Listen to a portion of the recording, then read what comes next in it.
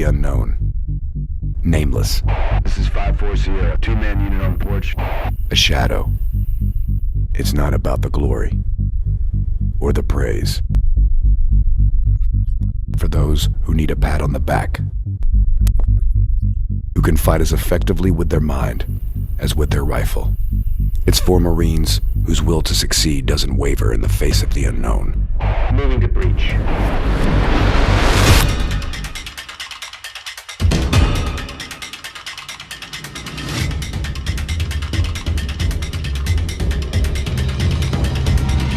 When we're looking for Marines to come into MARSOC, I think the thing that we're looking for is somebody that's hungry. I think that a certain individual is attracted to this job and this lifestyle because it's not just a job, it is a lifestyle. That to obviously be tough mentally and physically, but I think that's something that kind of goes without saying. Everyone expects that, but another big thing is people need to have initiative, a great deal of initiative. There's not people around telling you what to do. You have to, on your own, go and do things that need to be done. You're expected to know your job extremely well, without doubt, and you're also expected to know everyone around your job.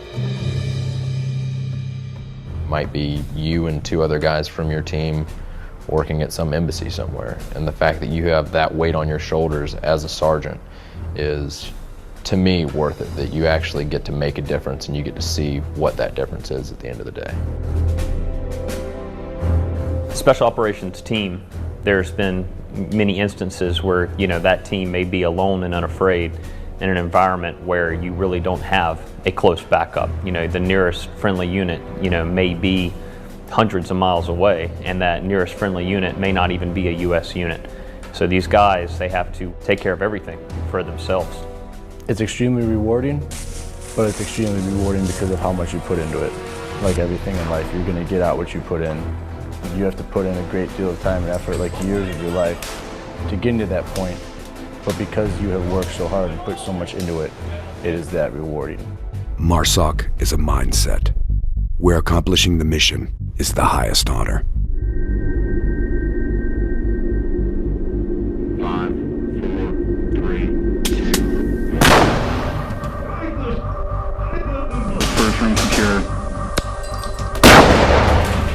Last room, possible jackpot. Jackpot.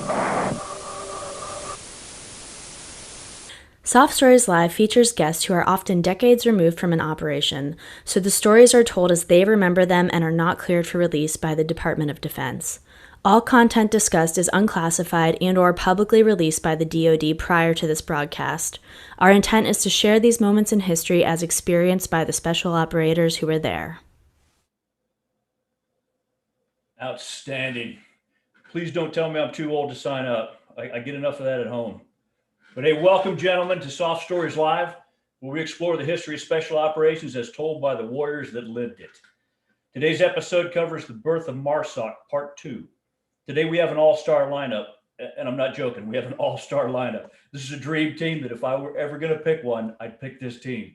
So thanks, gentlemen, for taking time from your busy schedules to help us tell the MARSOC story. Today, we're honored to have the two commanders who actually formed the unit, passed the colors, and activated the command we know today as the United States Marine Forces Special Operations Command, or MARSOC. There's so much cross-chatter, innuendo, and competing narratives surrounding the formation of MARSOC that we're humbled to actually have access to some of the high-level ground truth. Today, we have General Retired Doug Brown, who was the commander of U.S. SOCOM at the time MARSOC was formed, and Lieutenant General Retired Dennis Halick, then a Major General, who was the very first MARSOC commander. Our narrator for today is Major General Retired Mark Droopy Clark, who served as a Marine at U.S. Air Force Special Operations Command, flying the MH-53 Pavlo. He served as the Chief of Staff for U.S. SOCOM and also commanded MARSOC in 2012. Now, the formation of MARSOC is an intriguing story that we wanted to tell from day one of our podcast series. So as I began digging into the MARSOC story, I quickly found that it was extremely complex. And I realized that we had to break it into actual two parts because there was so much to cull through. Now, much of it I understood. Based on missions, resources, end strengths, authorities, funding, and views from the foxhole, that was occupied by the storyteller at that particular moment in time. And that's important to remember. In the first podcast, we looked at the early days of the Marine SOCOM Board and the Marine Corps Special Operations Command Detachment 1, not to be confused with MARSOC.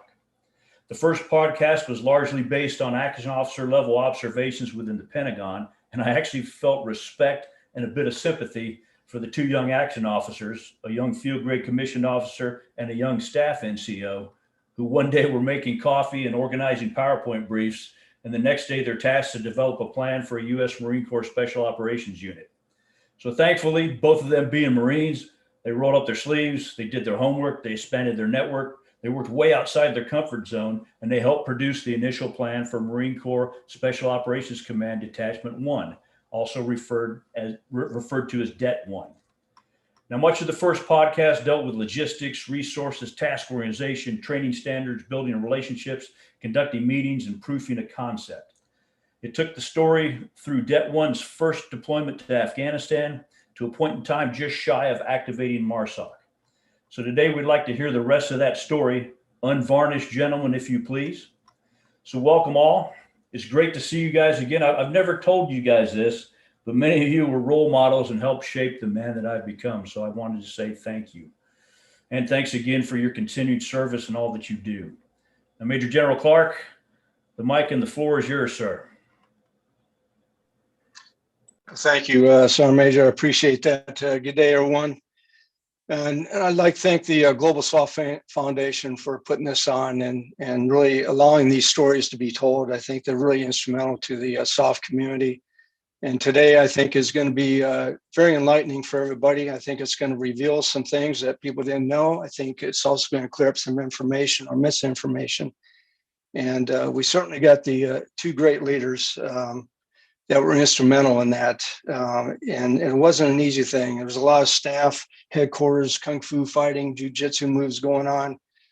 And it was because of their leadership, their patience, their vision, perseverance, and really the guts to stay the course is the real reason why MARSOC became MARSOC and is still around today and became what it is. And so we thank those two gentlemen for that. You know, you kind of alluded to this, Rick. You know, it's interesting how things happen and people are in certain places at a certain time and how that comes into effect later on.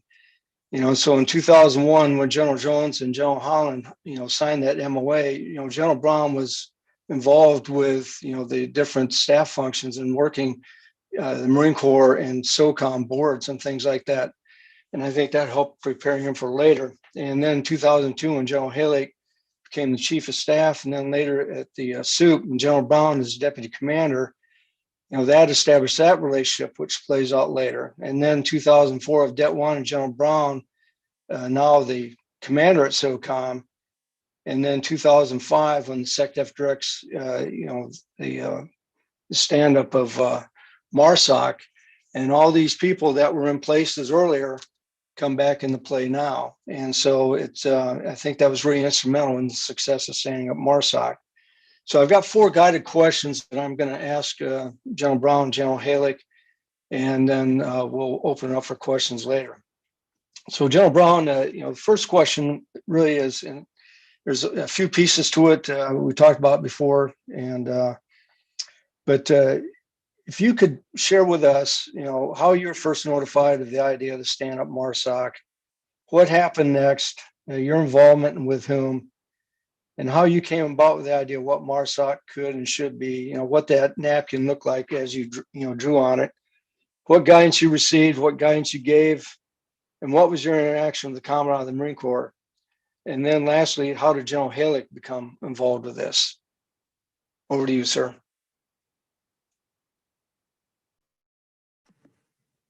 Well, thanks. And thanks to the Global SOF Foundation, Stu Braden, Rick Lamb, and Randy Anderson. Chelsea, thanks for doing all the work to put this on.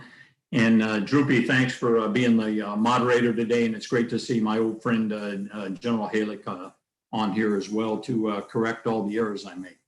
So let me start by talking about the SOCOM Marine Corps Board real quick.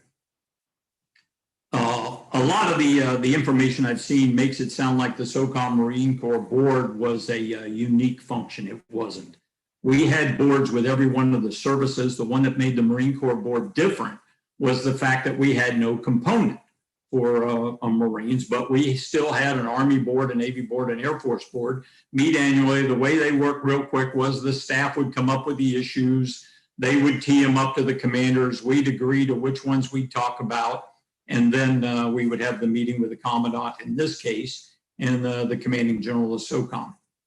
These went on every year. As a one-star, when I was the J578 down at SOCOM, one of my functions was putting on that board and then taking the milestones that came out of it and going back up to the Marine Corps headquarters and to SOCOM, and they would come down to our place and we would work through all those issues. And there were a lot of issues. It didn't matter which service you were working with.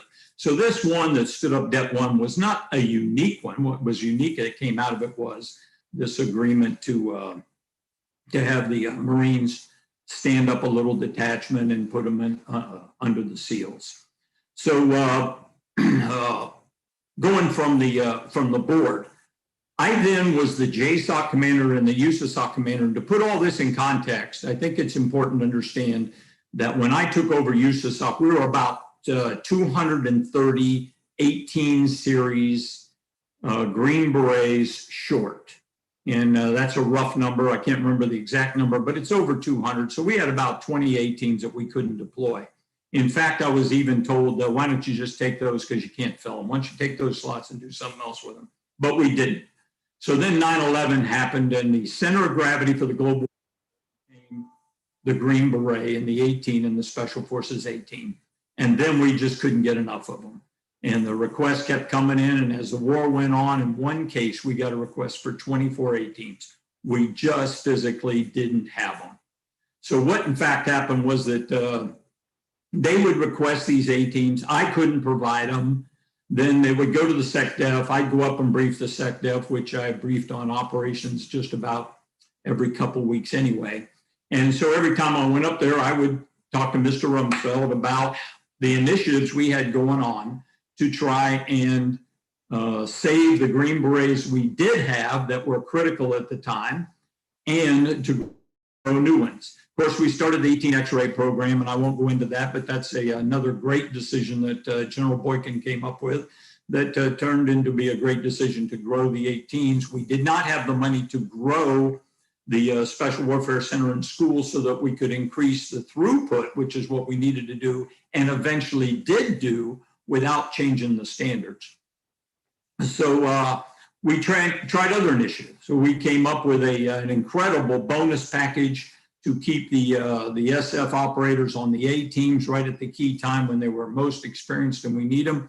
We got that through Congress. That's another discussion that was very, very difficult, but all this was intended to keep the Special Forces 18s. And at the time, if you'll remember, we were losing people to Blackwater and to the other civilian forces that were deploying to the battlefield, the contract forces. So during one of those meetings, and there's a clear distinction between what we were doing with Det 1, I would tell you that there's no direct link that caused us to look at Det 1 and say, this is a great idea, we ought to expand them to a component. That didn't happen. Det 1 was doing its thing, going fine. I went out and visited them. I was the deputy. I was in all the boards. I was in all those discussions. I was the deputy before that. But we had these Marines working with the Navy SEALs. And had we built that as a component, and I think people ought to think about it, that would have turned WARCOM into a maritime component as opposed to two separate service components. And that would have not been a good idea. So what in fact happened in one of our briefings to Secretary Rumsfeld, we were done with the briefing, and Mr. Rumsfeld looked at me and said, have you thought about taking Marines? And the truth was that we had not thought of expanding Det 1, and Det 1 was kind of doing its own thing at that time. It had kind of leveled off and going on. And so we just said, so I said, no, but we'll take a look at it. So I went directly down to see the Commandant, who was Mike Hagee, who could not have been more supportive. Great individual, great Commandant. And we went down, and what we did was put together a couple teams, staff teams, and the SOCOM team and a Marine Corps team, and they would meet. And I got to tell you, the issues were huge.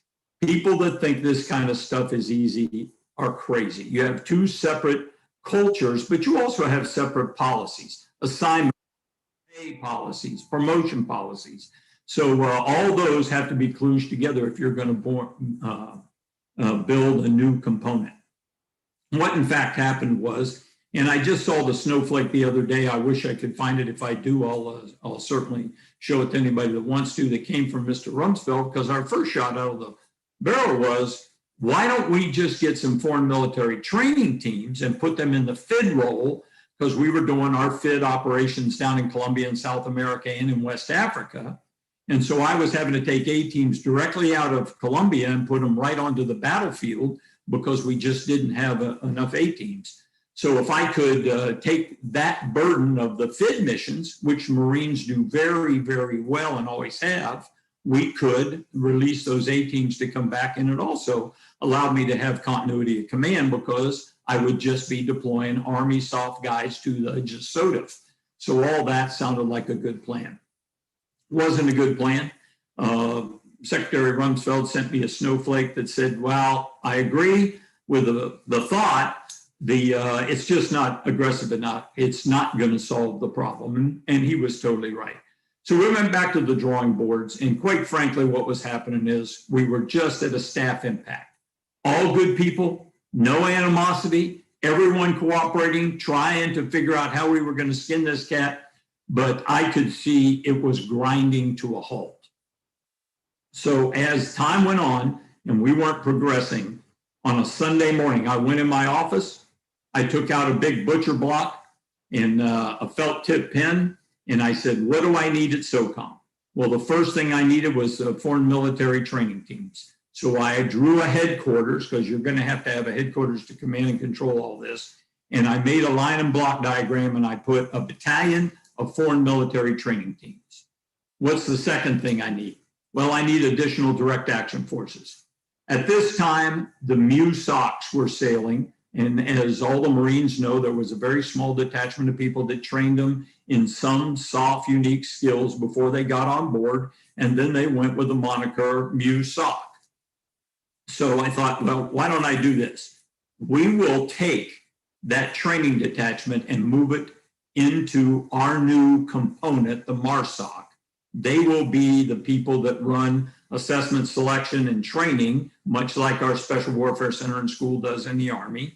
And so that will be the guys that do that. And we'll make a deal with the Marines that says, this is how we see it. If we'll bring them in, we'll train these direct action forces and then put them back on the MU. And they will then be SOCOM trained, organized, and equipped forces that have SOF unique skills, SOF unique equipment, and then the MARSOC will be a real MARSOC. And they'll be trained by the Marines in the training detachment. So those two were really no big surprise, pretty much what everybody thought the MARSOC would look like. But the third one was, the third leg of it was, what do I really need that I don't have in special operations enough of, or if I do have, I don't have enough of? The first one was radio reconnaissance. The Marines are known to have world-class radio reconnaissance. They've always had it.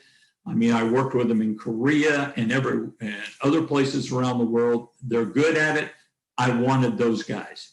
And if you remember, for all those Special Forces guys, previous to this, we had taken all the SOD-A teams out of the company level, I think, in SF, and moved it to battalion or battalion to group, I can't remember. So the SOD-A SIGINT guys, we did not have enough of them. We had taken down some of the numbers of SOD-A. I needed Marine Corps radio reconnaissance. So that was the first one. What else did I need? I need dog teams. I need humaners. I needed EOD personnel. So I made this what I would call a special troops or special Marines battalion that had all this kind of capability that could not only augment the MARSOC, but could augment all of SOCOM and where we were short those kind of specific skills. And then, of course, you need a leg that is the support leg that has the logistics piece and all. I then tore off that piece of butcher block. On Monday morning, I gave it to my staff. They made it into one PowerPoint slide. I flew to Washington, D.C., and went to see General Mike Hagee, who was the commandant. He totally agreed, liked it. I don't remember there were any numbers on it. It was, we're going to let the staffs figure out what number of those people will move over from the Marine Corps. If you remember, the Marine Corps at this time was authorized 205,000 people. So this worked out very well for growing that force structure. You could move these people over and continue to grow the Marine force structure. And so what in fact happened, the one question that General Hagee asked me was, why don't you take some aviation and take some HH-53s? And if you remember at the time, we had just started moving the Pueblos out of the command. We had a pretty good aviation plan. And the main people that would be using those helicopters, in our opinion, or my opinion, was the direct action guys. They're already on the MEU. I get them for free. I don't have to pay for them. I really don't want to pay for them. So at that time I said, no, for now, we will not take a Marine Corps aviation squadron. And he agreed. We went straight down to see Mr. Rumsfeld's office, told him we'll come back with the plan in writing, but this is what it'll look like. He gave us the thumbs up and said, good to go, get it done. We came back, gave the staff those taskers, and both the Marine Corps and the SOCOM staff now had direct guidance for building the first ever MARSOC, which, by the way, I would end and turn it back over to you, is I then took that piece of butcher block and tore it off. I wrote what it was and signed my name and dated it and folded up and put it in the safe down at SOCOM. Just this week, I called them and said, hey, can we find that piece of paper in the safe? It will be the defining document for the building of the MARSOC. I just got a note from them. They haven't found it, but they're going to continue to look. And quite frankly, if we could ever find it, it would be great to turn it over to the MARSOC and let them have it for their history records. That's my recollection of exactly how the MARSOC got formed. General Brown, thank you. That's insightful. And I think for all of us, you brought up some information that a lot of us weren't aware of. And so anyway, thank you for your comments there and your insight.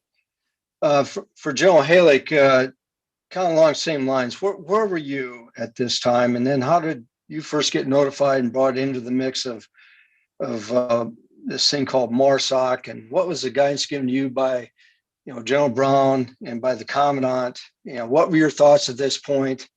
And what guidance did you give to your staff, and what limited staff you had at that point? Over. Hey, thanks, General Clark. And for all of you, thanks for having us. This is great to do this. So we really appreciate it. So thank you.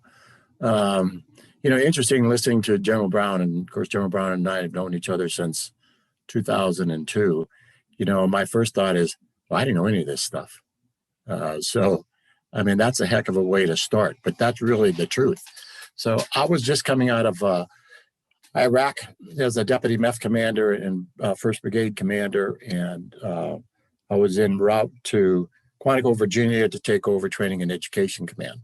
So it was the 29th of October, and the time frame is about the same as General Brown was talking about. And I got a call from the G3 of the Marine Corps, if you will. And he said, hey, the decision's been made to stand up MARSOC, so you need to get down to Camp Lejeune on Monday and start going to work. Well, the truck moving our goods into housing at Quantico had just left about 3 hours ago. And it was my wife's birthday, so we were out to dinner. So over the phone, I said, I'll tell you what, sir, that sounds great, but I'm going to give the phone to my wife, and you tell her she's got to pack back up Monday and come on down to Lejeune. He goes, never mind, take your time, take as much time as you want. So I went down to Lejeune, and my thought process at the time was, it wasn't even a, mission set. It was, where do you get the people? Where do you get the money? Where's your headquarters? What does the headquarters look like? Where do I get my guidance from General Brown? What do I get from General Hagee? All those things are roiling through your mind. And for the first 3 months, when we were back and forth between Camp Lejeune and Quantico, I had a very small staff. My G3 and chief of staff at the time was the commanding officer of the Foreign Military Training Unit, which at the time belonged to 4th MEP. And General Brown's exactly right. We eventually rolled those over. So it wasn't one of those things where, I sat down with my staff first because I really need to get some guidance from General Hagee and General Brown. So the first person I went to see really was the G3 for the Marine Corps. And what he told me was exactly right for at least the first year. He goes, hey, Haley, you got 6 months. You were the darling of the Marine Corps. After 6 months, no one's going to give a crap. So you better get it all done in 6 months. So I thought, well, that's typical Marine Corps guidance. So I went and saw General Hagee, and he was very, very supportive. But at the same time, he goes, hey, look, you're not going to get a lot of support, and you're going to get pushback from every corner on the Marine Corps side. And he was absolutely right. No one really wanted to do this. As General Brown said, we were told to do this, although we should have seen this coming since 1987, and we just didn't. And General Gray and General Kelly, 2 commandants who were instrumental in moving us towards there, of course, with the MARSOC and then the MUSOC. So it's one of those things that should not have been a surprise to the Marine Corps, but it really didn't matter because there was a lot of resistance for people and money and equipment and any type of support. So General Hagee pretty much told me, he goes, look, you've got a clean sheet of paper. You get what the Marine Forces Atlantic, which at the time I couldn't really figure out, and then you get what General Brown down at SOCOM, and you figure out how you're going to do this. So the next person I went and saw was Marine Forces Atlantic. And the reason that I went and saw him is at the time, he really had the 4th Marine Expeditionary Brigade. They were OPCON to him. And so that was where we were going to get our staff. I got no guidance from him. The only thing I really heard from him and his defense was Marine Corps didn't want to do this. No one really wants to do this. So if you really have some problems, you can come and see me. But other than that, you're on your own. So then I went and saw General Brown, and I spent, I guess the whole afternoon with General Brown. And I told him, flat out, I said, I've got some really issues. Don't have a headquarters, don't have any money, really don't have any people. I think we're going to get the Foreign Military Training Unit, that battalion that will form one of the nucleus of MARSOC, but I'm even not so sure about that. And he goes, okay, well, look, he goes, what I want you to do is don't worry about a mission set now. I want you to come up with the tasks you think are appropriate for MARSOC. And he goes, I really do want you to concentrate on foreign internal defense with FMTU. He goes, yeah, direct action's there, but he goes, I don't want that to be a priority of yours right now. He goes, also look at intel preparation of the battlefield. And that was the first time I'd heard about, radio battalion could be a player because like General Brown said, they're very good at what they do. When it comes to intel prep of the battlefield, they're, one of the best around. So with that, and he said, oh, and by the way, if you need any money, just let me know. So I went back up to Quantico, talked to the staff. The staff was, like I said, it was 3 people at the time, a colonel, a lieutenant colonel, a major, and a driver. So, we had a huge staff. So we sat there and we came up with tasks. Again, we weren't looking at a mission set now, we looked at tasks. And the first thing we decided that would really fit the Marine Corps is, we should work foreign internal defense with Foreign Military Training Unit, who again was part of the 4th Marine Expeditionary Brigade. And then we'll take a look at direct action, although that'll be secondary. Let's take a look at humanitarian assistance, something the Marine Corps and all the services do anyway. Then let's take a look at security operations, and then civil affairs, although that didn't come about till quite a bit later. And then let's look at the special reconnaissance. We've had a pretty good inkling, although it wasn't forthright, that the 2 battalions that would form MARSOC would be 1st Force Reconnaissance out of Camp Pendleton and 2nd Force Reconnaissance out of Camp Lejeune. You can imagine how well that was going over with the reconnaissance outfits at the time. It was not. It really wasn't, and that was a struggle for us for quite some time. So the guidance was come up with the task first. Once we thought we had the task right, I went back to General Brown. He said, look, Denny, the only thing I don't want you to look at right now is really any special activities, and put civil affairs on the back burner. So we did that. It made a lot of sense. And then we started working our mission. And what I told the guys when we did our mission, I said, hey, look, mission sets can change. We get into this all the time where you come up with a mission for a unit, not a combat exercise or combat operation, but for a unit, and we think it's got to stay that way. Well, that's not the case at all, because a unit morphs as they grow. We were combat irrelevant at the time. We all know that. So I said the mission set can change. So we did that. It was a very simple mission. Got it approved by General Brown. It was basically, COCOM to SOCOM, in support of SOCOM with foreign internal defense. And, that was basically it. It wasn't much more than that, because we knew that we could change that and we could morph it as we went along. So I would say, General Clark, the first 3 months were extremely difficult. I have to give General Amos a lot of credit. He was 2nd Marine Expeditionary Force Commander at the time, 2 MEF. And when I checked in with him, because I knew we were going down there somewhere, I checked with him and he goes, hey, Denny, I'm going to give you the 3 wings of the MEF headquarters that are now occupied by 4th MEB. And I want you to pick and choose your staff out of 4th MEB. And then they were going to not dismember, but they were going to fold the flag on 4th MEB. And also with the Foreign Military Training Unit with Colonel Petronzio and his guys. So that was the core right away. I did tell him that it looked like I was going to take his 2nd Force Reconnaissance Battalion, and I got the cold stare of stink eye. And then he kind of smiled and he goes, I already knew that. I knew it was coming. And the same thing, I called the 1st MEF commander right after that and told him the same thing. Dead silence for about 20 seconds. And then there was a little chuckle and he goes, yeah, I saw that coming. So that was the easy part, working with the commanders. And I discovered this as I went along. Commanders aren't the problem. They really aren't, because the commanders all want to work together to make sure that a unit succeeds. Where the conflict arises is when you get down into the staff officer level.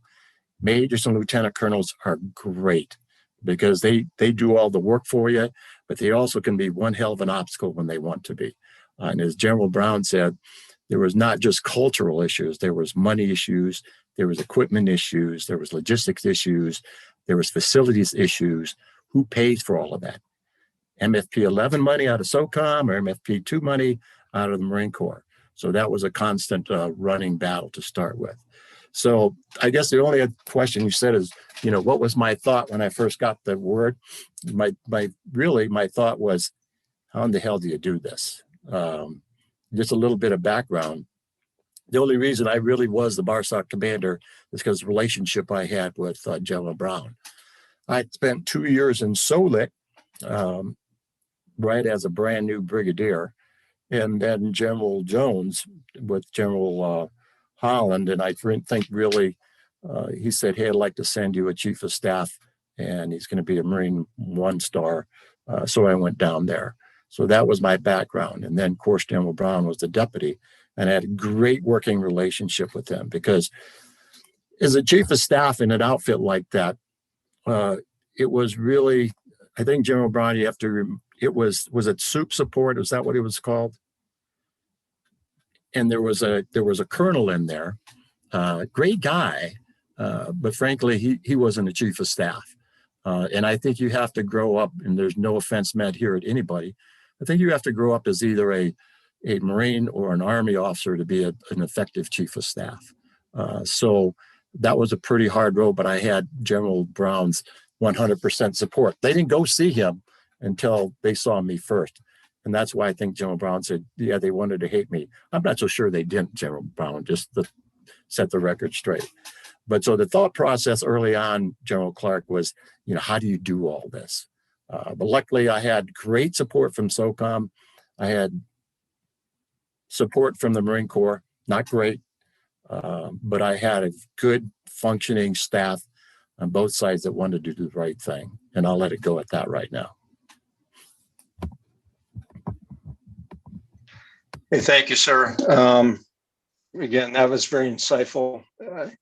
And I think, probably one of the biggest challenges you had was that people thought, hey, you go to special ops now, you guys are going to quit being Marines. And I think this came from you, and it was one of your mottos. And it was, Marines are who we are. Special operations is what we do. And I think that went a long ways in really trying to remind the Marine Corps that, hey, we're not going to lose, the Marine ethos that we came from, that we're still Marines, and special operations is our mission. And so anyway, I thought that was good. Next question I was going to ask you. General Clark, let me interrupt, because you're exactly right. And that wasn't my idea, but it came from my staff. But General Brown, one of the things he told me, he goes, you have got to get on the road for the first 6 months to a year, and you've got to talk to all the key SOCs.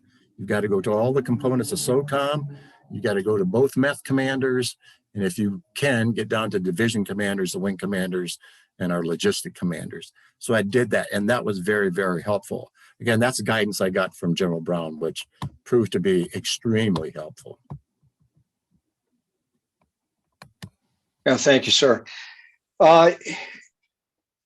Next question I had, and I was going to ask General Halleck this, but I think he's already addressed a lot of the challenges he had. But for General Brown, sir, what challenges did you have to deal with at your level? Did you have any challenges with DC? Did you have any challenges with the other soft components and things like that?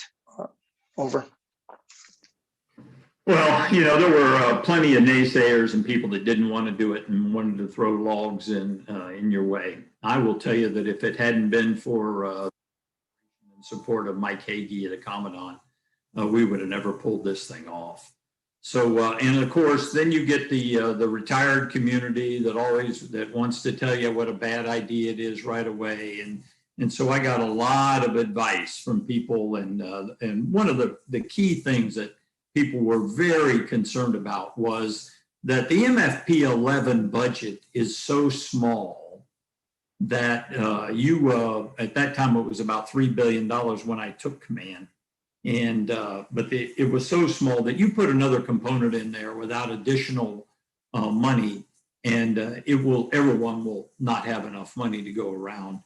And the truth was, and I watched the money pretty closely as I used to run the budget there. So the truth is that SOCOM in those first couple of years actually made money off the Marine Corps. We didn't lose money.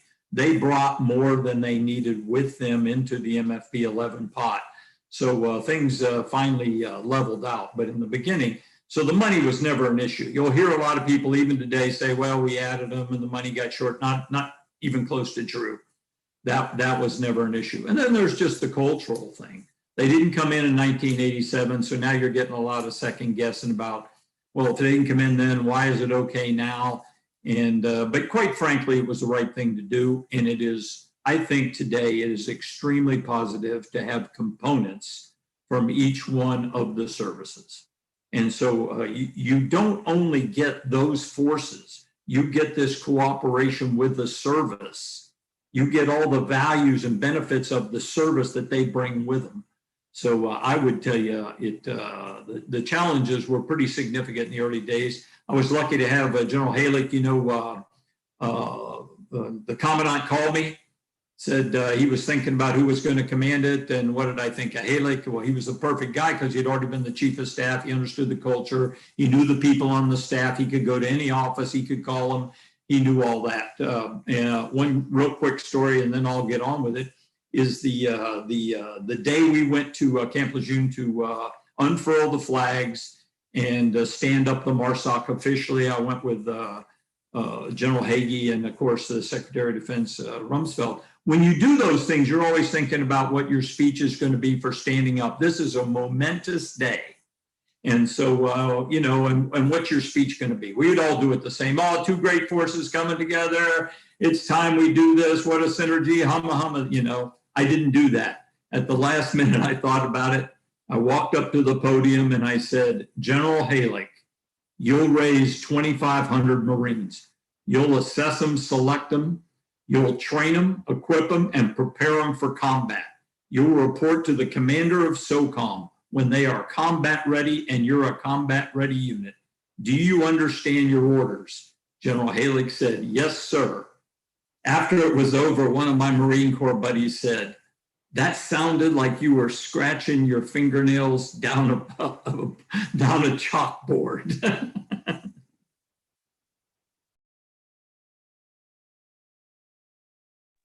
Thank you, General Braun. That was good.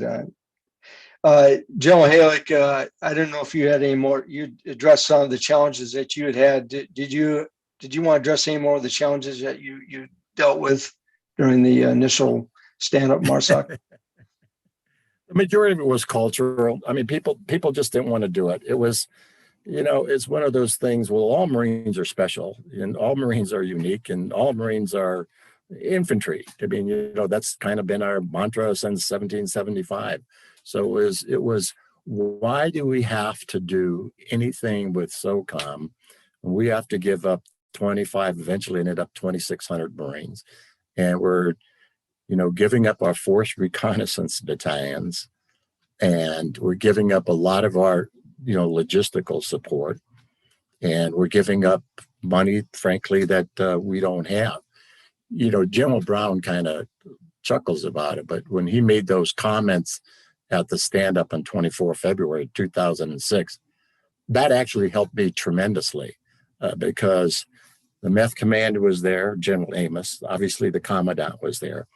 And probably the most important guy was a guy named Lieutenant General Amo Gardner, who at the time was PNR, the money guy. So after that, he caught me at the reception. He goes, all right, Halleck, how much money do you need? And so it made things a whole lot easier. So yeah, I'll take the scratching of the blackboard anytime. I would say the biggest issue that I had culturally early on was the Marine Corps did not want to give up Marines to go to MARSOC for more than 3 to 5 years. Okay, so we think about that. That is not cost effective. Your return on investment just isn't there. If you go to a business model, it just isn't.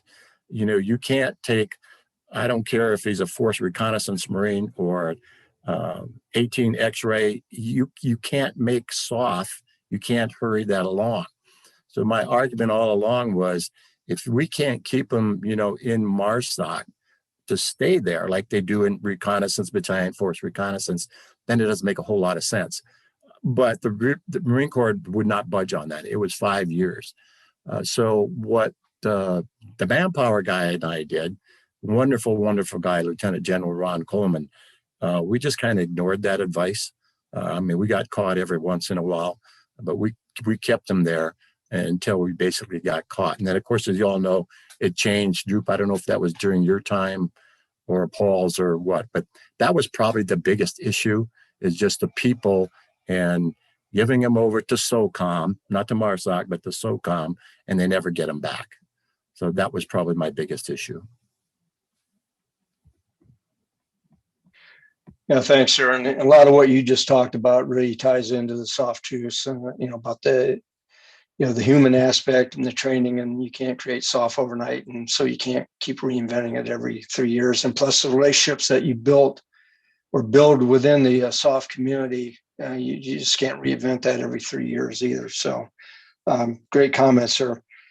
So the next question I have for you both, and starting with General Brown, then you, sir, is so knowing what you know now, would you have created a different kind of MARSOC today?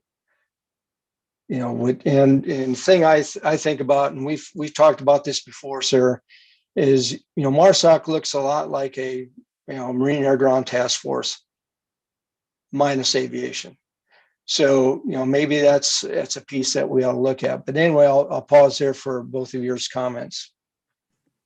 Yeah, I don't think I would.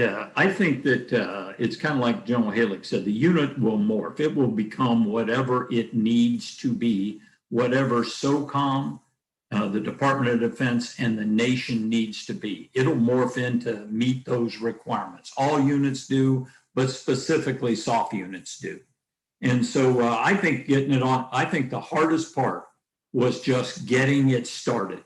Once we could get it started with its own momentum, it would move along, it would change, it would morph, it would add, just like all the units we've all been in forever will do. And that's what it did. So I had to go back and do that, go through that same iteration today, I think I'd do it exactly the same. It was helpful that we started with the foreign military training teams, right? Because they were available, they were, quite frankly, easier to get our hands on. They were important for what we were trying to do right away. And so that gave us the impetus to kind of get it started. But I just want to reiterate one more time, because I've probably said it, but I'm going to say it again. If it had not been for Mike Hagee, the Commandant of the Marine Corps, and Donald Rumsfeld, there would not be a MARSOC, because those guys were incredibly supportive. And so I just want to make sure that people understand that. Thank you, General Brown. General Halick, your thoughts on that? You know, General Clark, I don't think I would have done it any differently. And General Brown's right. The more I worked with General Hagee, I really didn't know him, and he didn't know me. You know, I was a fairly new brigadier when we stood up MARSOC. But the more I got to know him, and you know, remember the old Tandberg? I guess it's like Zoom is today. But I spent a lot of time with him on Tandberg, and he really did buckle down and give me the support that I needed, especially when it came to money and facilities. And you know, we had no support as far as logistical support. And he said, you got the permission to go to the MEF commander and get anything you need. And then, of course, it was Jim Amos, who ended up being Commandant of the Marine Corps, and he was really good that way. I don't think I'd do it any differently. I think, you know, the regiment came about pretty quickly. I think that was Masson Robinson who did that. The second command, if I remember correctly, General Clark. And even today, I'm not so sure I would have done that because every time you have a headquarters, it's overhead. I know they all have function, but it's still overhead. I probably would have pushed harder for a MAGTAF. MAGTAF, I mean the air piece of the MAGTAF. You know, like General Brown knows, it would have been expensive, but that's kind of been a sticking point. You know, MARSOC's been around almost 16 years now, and that's still a sticking point that's out there. But no, I think the proper thing was you take the foreign military training unit, they become your FID unit.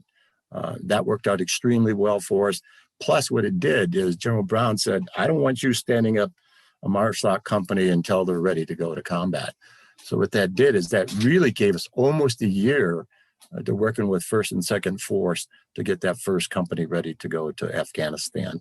So long story, long answer, but no, I would not have done it any differently. Okay, thank you, sir. And I guess, you know, there's been some, even when I was the commander there at MARSOC, we had a lot of folks saying, you know, well, what's different about you all? You're duplicative to the SOF effort. You know, what's your value added to the SOF community? And so I guess my question to you both would be, you know, based on some of the articles, things that, you know, we see in news and things like that, you know, what would be your reply to the folks out there to say, you know, what is MARSOC's niche? You know, what do they bring different to the fight? Over. General Brown. Well, the first thing I'd tell them that they are real SOF operators. And special operations forces are trained, organized, and equipped to perform the function that conventional forces are not trained, organized, and equipped to perform. And these are real SOF operators. They're not just Marines that have been moved over to a new unit. They've got unique skills, unique equipment. If you remember, when I commanded Special Operations Command, we were about 43,000 people. It's probably close to double that now. So they've grown the capacity to support special operations requirements around the world. You can't do that without building special operations forces. And my opinion, we built a real one. We built one that's a real special operations forces that can do all those functions that we need done in special operations. And so I would just tell them, you can get somebody to write anything you want them to write, as we all know. And so I think the proof is in the pudding. Look at how well they've operated around the world. Quite frankly, a lot of missions we probably even don't know about, hear about, read about, but they've performed incredibly in all their mission sets around the world. So I'd tell them the proof's in the pudding. Thank you, sir. Joe Halick, sir. I think the first thing is, for the critics, I'm sorry. I go back to Teddy Roosevelt. It's not the critic who counts. The credit belongs to the man in the arena who through his blood, sweat, and tears, et cetera, et cetera. And you guys have all heard that before. So critics, to me, unless it's constructive, I don't really pay any attention to.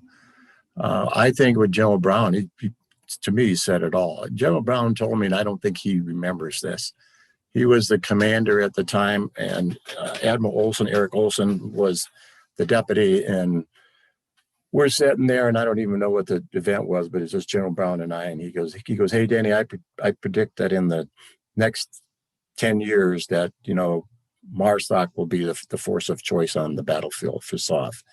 Well, I think he got it wrong. It was more like 6 to 7 years. But it's a complementary force. It's not, you hear this thing all the time about redundant, they're redundant to SF, they're redundant to AFSOC guys, to the PJs, they're redundant to the SEALs. They are not. They're a complementary force. You heard General Brown talk a little bit about that he was short 20-odd A's.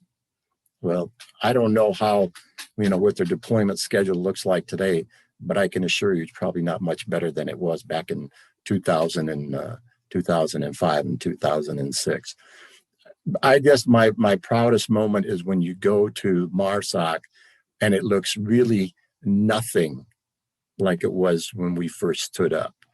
The capability that they have, especially when it comes to their C4I, if you will. My God, it just makes your ears water. And some of this, your ears water. It does make your ears water when you listen to this stuff. But when you see the capability that they have and how they work 100% SOF, I think it was, I don't know if it was you, General Brown, or if it was Admiral Olson, they always used to say, we're only 75% joint. When MARSOC came aboard, now we're 100% joint SOF. And that's the truth. So, yeah, I was very proud to be the first commander, but they have morphed so far ahead of where we thought they would be in 10 years. They're just a great addition to the SOCOM community, and SOCOM obviously supported them throughout. And, I always used to tell Marines who were critical about, well, you really belong to the Marine Corps. I go, nope, I don't know if you've read it or not, but, I'm COCOM to SOCOM, and that's just the way it is. So, yeah, they're great. So thanks. No, thank you, sir. It was interesting. I was chief of staff for Admiral McCraven. I was just getting ready to leave and go report into MARSOC, and we're just kind of sitting around the table, and I asked him, I go, hey boss, you're hearing some of the rumblings out there about MARSOC and things like that, and what do you think our niche is? And he goes, hey Droop, that's easy. Your niche is that you're Marines. You bring that Marine ethos to the SOF community, and that's your niche. So I found that to be a very interesting, profound statement from Admiral McCraven.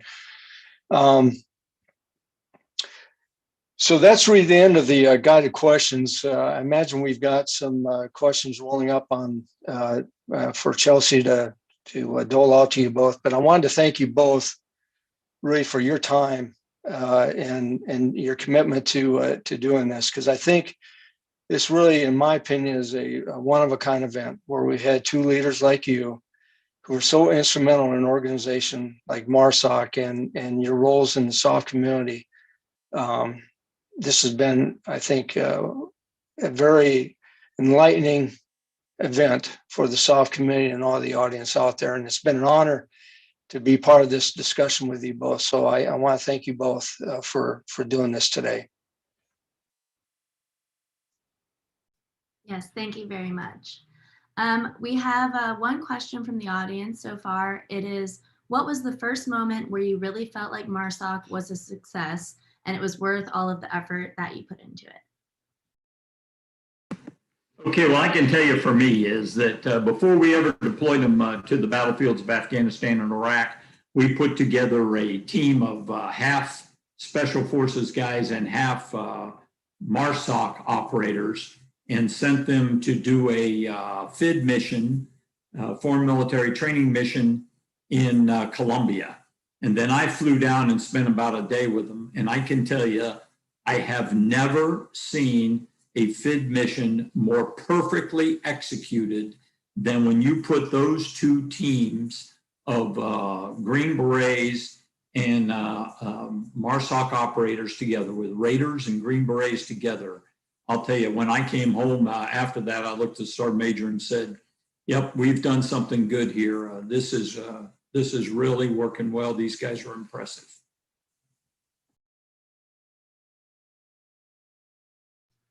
Thank you, sir. Yeah, for me, it was two events, Chelsea. The first one was when both commanders, the first and second MSOB and third MSOB, which obviously morphed from FMTU into third MSOB, when we were sitting there about a year into it, and all three commanders said, you know what, sir, this was a great idea. I don't know why we didn't do this back in 1987. So to get those, lieutenant colonels on board when we had gotten so much pushback before, that to me was number one. The other one was similar to General Brown. I was in Kenya, Chad, Senegal, visiting the teams out there, the FID teams, and the same thing. When you watch these young Marines and these young Rangers and the SODAs all working together, and there's always a rep at the embassy. We all know that from SOCOM. I then knew that, MARSOC was not going to go away. MARSOC now was a full partner in SOF and SOCOM. Thank you. We do have a few other comments from folks just saying thank you for the interesting and informative talk, even some from the UK. So we're hitting a global audience. Thank you both very much, and back to you, General Clark. Well, gentlemen, as promised, I wanted to give you both an opportunity to kind of do some closing comments and kind of bring this all together. And so over to you, General Halleck, and then to you, General Brown. Thanks, General Clark.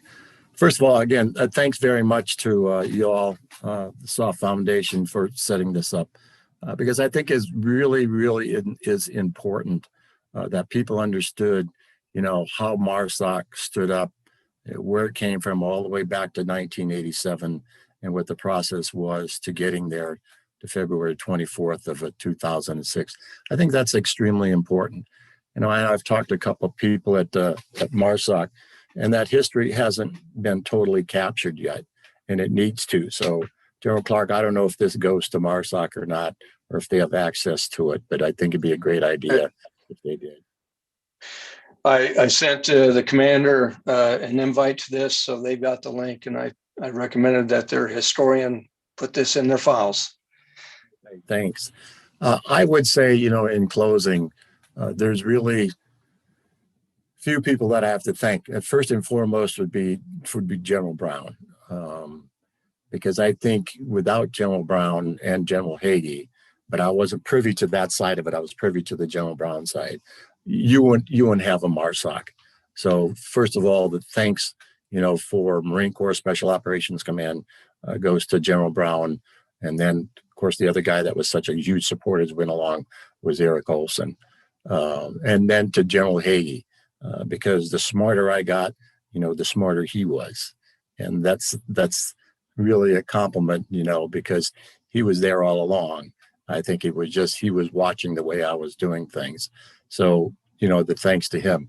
And then the other part is, I think what a lot of people miss, and General Clark, you don't, because you've done that, both with AFSOC and with SOCOM, is it makes you a better Marine, period. and it makes you a better Marine general when you're working with someone in the joint community, but especially someone like Special Operations Command, because you see how you interoperate. You see how the old words orchestrate, synchronize, all those buzzwords that are out there. Well, they're true. When I look at how I was formed as a general officer, there's people out there on the SOCOM and the Marine side, Doug Brown, Eric Olson, Joe McGuire, Donnie Wooster, Jim Parker, Bob Wagner, Holland, Stan McChrystal, Bill McCraven. I mean, it can't help but make you a better general officer. So a lot of thanks to those guys. But first and foremost, the credit for where MARSOC goes today has nothing to do with the commanders. It has to do with the Marines and the sailors that are, on the ground. They're in the arena, if you will, with their blood, sweat, and tears. That's where all the credit goes, because the commander is just someone who holds it for a while and passes the colors on to someone else. So that's my closing comments. Again, you guys, thanks very much for doing this.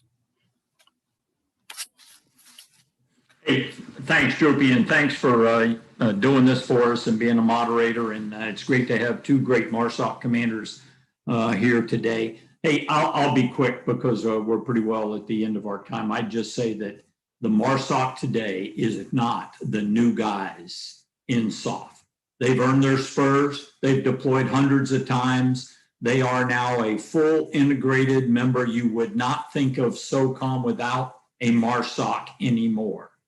And I would tell you, they've been a great success. We all should be real proud of those Marines out on the battlefield. They suffered casualties. They've performed incredible missions. So one of the things I can look back on my time when I was in SOCOM that I would rate as a great success is our ability to have the great people stand up the Marine Corps Special Operations Command. It was a great idea and it's a great success. And my closing comment is, other than thank you guys for doing this, is that someday, before long, there will be a commanding general of SOCOM that is a U.S. Marine Corps general. So thanks for doing this.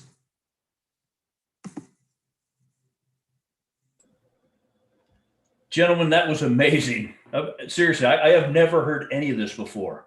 And not only was it a great story, but it was a great peek behind the curtain and kind of an awesome illustration of what actually happens with the general officers at the strategic level. I mean, there's a lot of people out there that think it's just all parties picking in the air and inspections. But well done, gentlemen. You guys more than earned your pay. So, I love the point that you both, well, all three of you made about maintaining the Marine ethos and what each service kind of brings to the fight in the U.S. SOCOM. Because I too believe that the best decision they made was not making SOF a service. I think the number one strength of U.S. SOCOM is their joint nature and what each service actually brings to the SOCOM ethos. And again, General Haley, I agree 100%. When I was at SOCOM, I always liked having a Marine Chief of Staff. I've always had a soft spot in my Marine in my heart for Marines. And my uncle was one of my early mentors. He was a three-war Marine, but the discipline and the organizational skills that Marines have inherently that they bring to the table, it makes that command hum. So I'm 100% behind that. So again, I just want to thank you, gentlemen, for all you've done, for all you continue to do for the force. And I would like to ask you guys to join me in a moment of silence for all the Special Operations Forces that we've lost over the last several decades. Army, Navy, Air Force, and Marines. And I know every one of you gentlemen sent men and women into harm's way, and some of them did not return. I've talked to some of you guys, and I know that it weighs heavy on you. So it's said that you die twice. The first time is when your heart stops beating. The second time is when people no longer say your name. So during this moment of silence, please remember one name of someone that we've lost, and then repeat that name to yourself over and over again. I'd also ask the audience to do the same. So I think if we repeat their name, it brings them back to life, if only for a moment.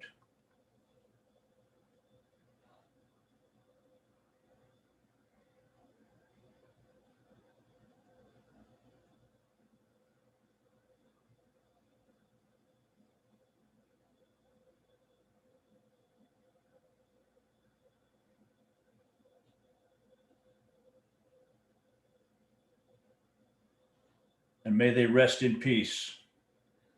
So thank you again for joining us on Soft Stories Live. We're in our post-COVID format now, which means we're traveling and we're executing events. And Soft Stories Live is now a quarterly occurrence. So please go to www.gsof.org, click on the events tab, and come join us in person. Or join us virtually in September as we explore another chapter in SOF history told by the warriors who lived it on Soft Stories Live. So Deo Presso Liber, thank you much, gentlemen. This is Lamb out.